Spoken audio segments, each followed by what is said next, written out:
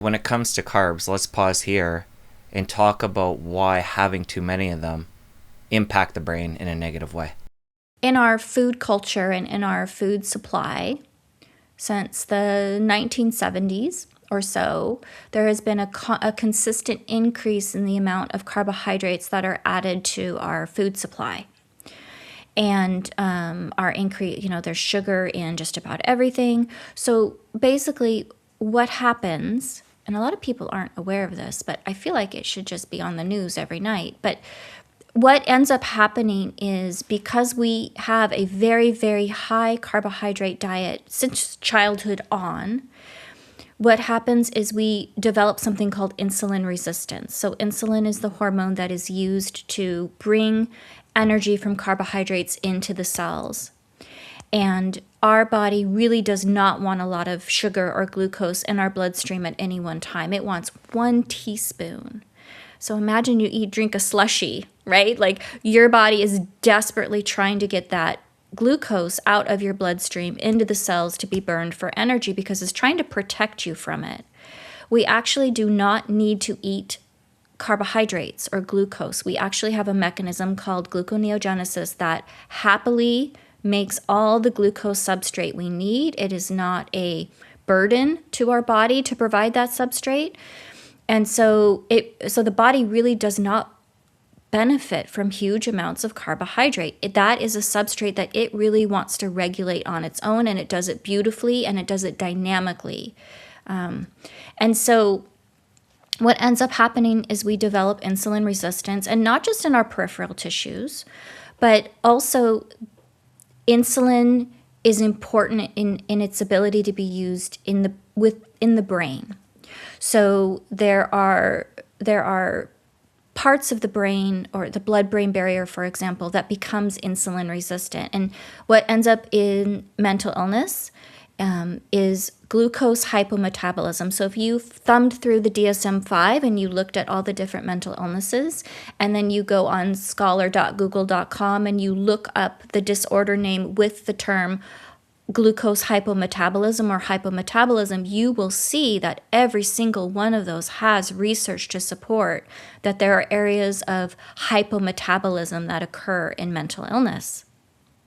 So if I've got parts of my brain that cannot use glucose for fuel well anymore, and I have a nice big carbohydrate meal, and my insulin is also high because I have hyperinsulinemia, then I'm starving my brain of energy that it needs to function for several hours, possibly not for that whole day, right? Because if I never stop eating those carbohydrates, I don't stop snacking on those fruit roll-ups or whatever, right? Then there is never a time that insulin is low enough that I can make an alternative fuel known as ketones. Okay? And so I'm starving my brain. So if I'm starving my brain of energy, my brain can't do basic housekeeping. It's constantly under duress. It starts to downregulate higher functions and goes more towards lower survival functions, right? And that's consistent with this really amazing theory that is coming out of the research literature called the allostatic triage theory of psychopathology. So you should have some guests on talking about that because it is groundbreaking and such a better model than the DSM-5. But it talks about that. So if you're starving for energy, of course your capacity is low. Of course your ability to be creative and expand into the world and do things and feel not overwhelmed by unloading the dishwasher is impacted. And so people just really kind of don't understand how profound managing carbohydrate intake is to a sense of well-being for people. Let's talk more about the physiology here, because we're talking about consuming too many carbs, having a lot of blood glucose, but yet the brain is starving. You mentioned the blood-brain barrier there. Let's talk about when it comes to metabolism in the brain, why there it's a special instance and different than the rest of the body. I'm not sure it's a special instance. I think that all of your tissues really suffer when insulin resistance takes hold in them. So, Ben Bickman is a wonderful insulin researcher, and he talks about how, as different tissues develop insulin resistance, people develop chronic illnesses, PCOS, right? Things like that. And so, I think it hurts your whole body, but in the brain specifically, the issue is that once your brain starts to starve for energy, it begins to attempt to use different pathways to make energy out of desperation. And those pathways are particularly dirty and messy and cause a lot of oxidative stress, which then compounds the issue. And so your brain metabolism and paying attention to your brain metabolism and making sure that you have a nice, steady fuel source can be absolutely life-changing to people who are suffering from mental illness. Right. I didn't want to downplay the insulin resistance through the body. I totally agree.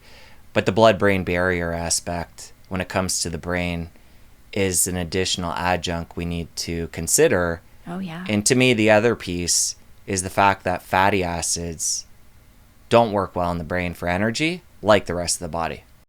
Let's kind of talk about that. So when I say eat off of a low carb food list, right? For as that being the next step, that might work for many people. That might be next level for them, and they may find an improvement in capacity and mood that they just have never experienced before, and that might be their done deal, and they're good, and they're off and thriving in the world. But then there's also people who need a little bit more of a structured ketogenic diet, or what we would call ketogenic metabolic therapy specifically. And the reason for that is because exactly that, you can't fuel a brain just on fatty acids alone. And so in the world of epilepsy, for example, your ketone levels matter, and your ability to utilize fatty acids and turn them into ketone bodies as a direct fuel for the brain absolutely matters. And it's because of things like the blood-brain barrier and the ability of ketone bodies to diffuse very easily into neurons and surrounding structures and be used for fuel.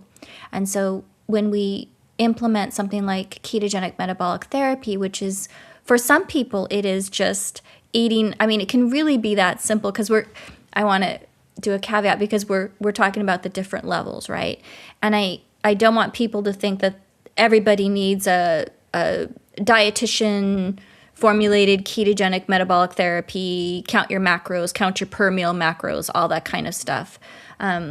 Because there are plenty of case reports of individuals just simply eating off of a low-carb food list and recovering from lifelong schizophrenia. Like, that actually happens. And it happens often.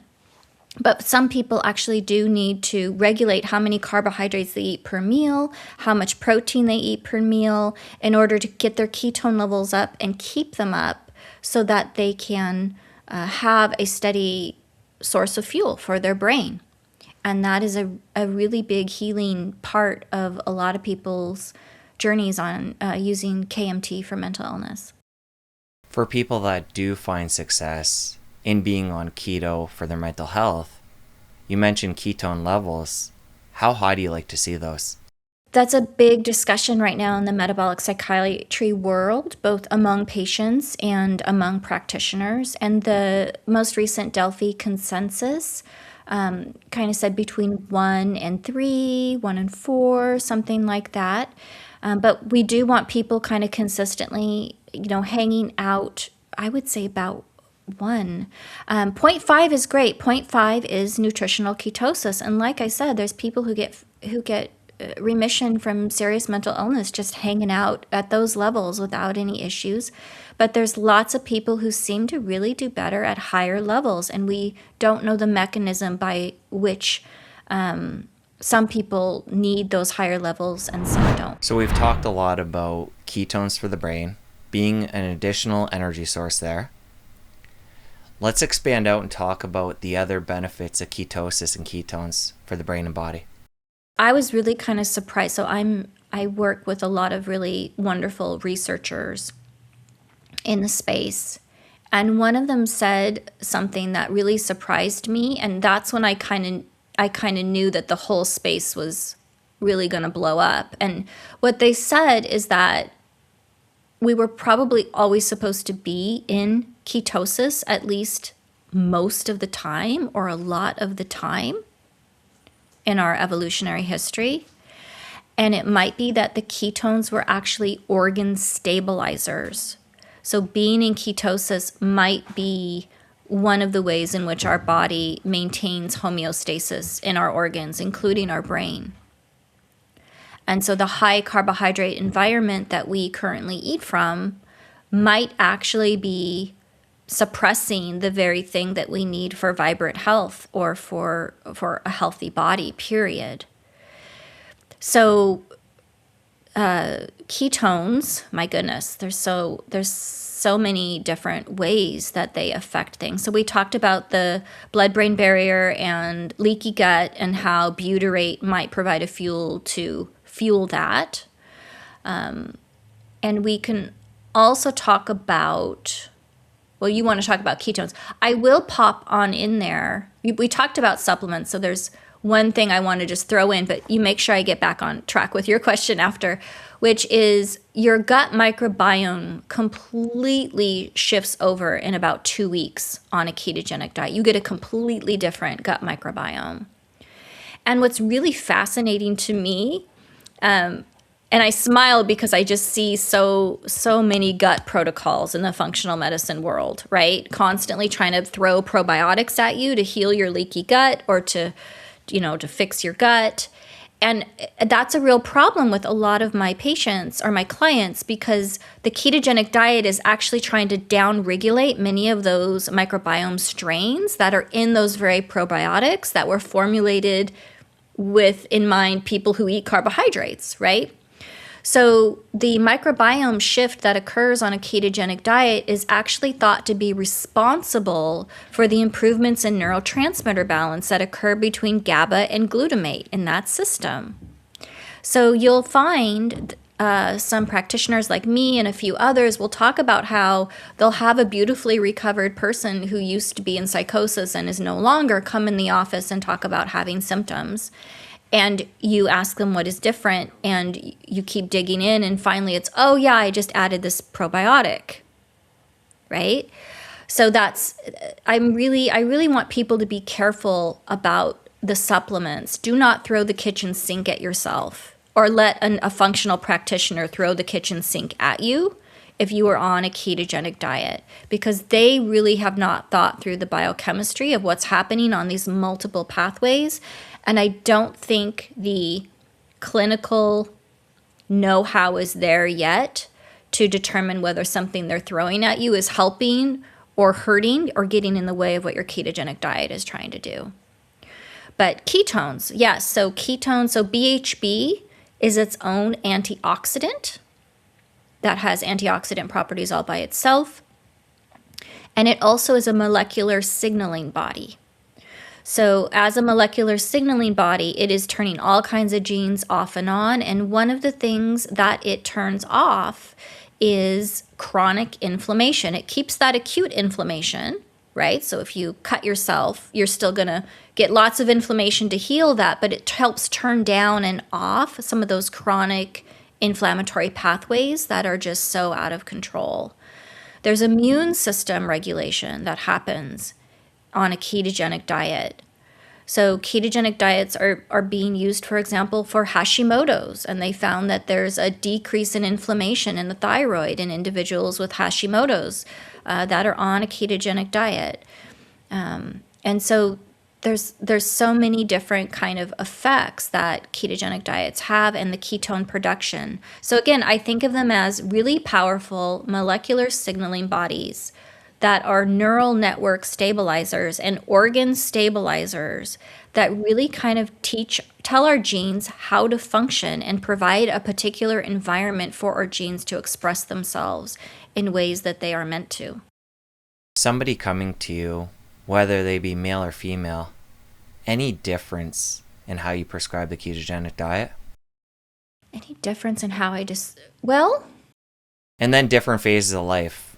Because for women, we have, before menopause, perimenopause, menopause. yeah. Just with the different hormones, if you approach it any differently. So you do not need carbohydrates to regulate your hormones.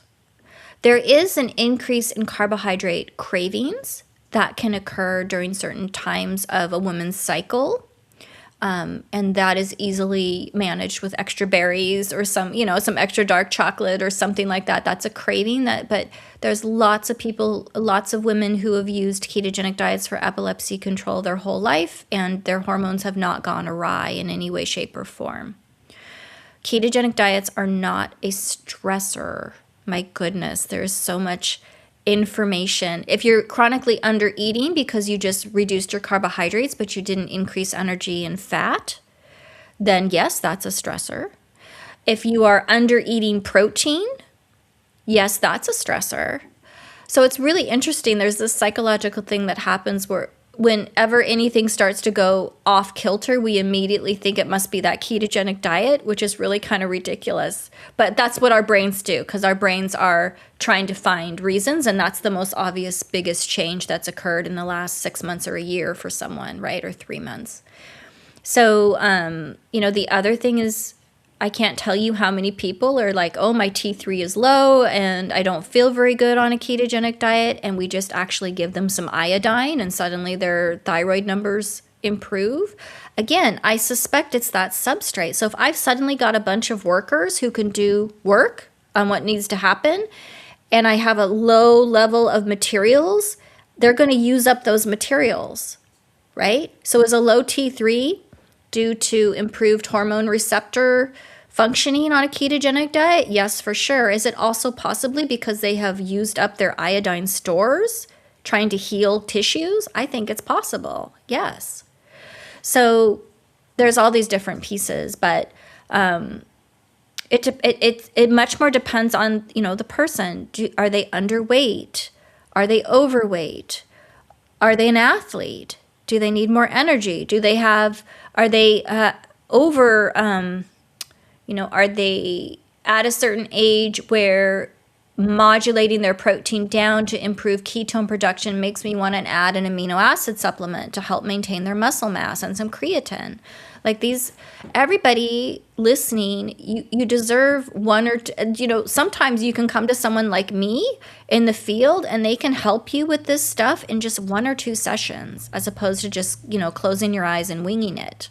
So sometimes that can be really helpful. You made it to the end of this clip, which means you're going to love the full episode. Head on over here to watch, and I'll see you over there. Sometimes you don't realize how poorly functioning you are until you fix it. There are areas of hypometabolism that occur in mental illness. So if I've got parts of my brain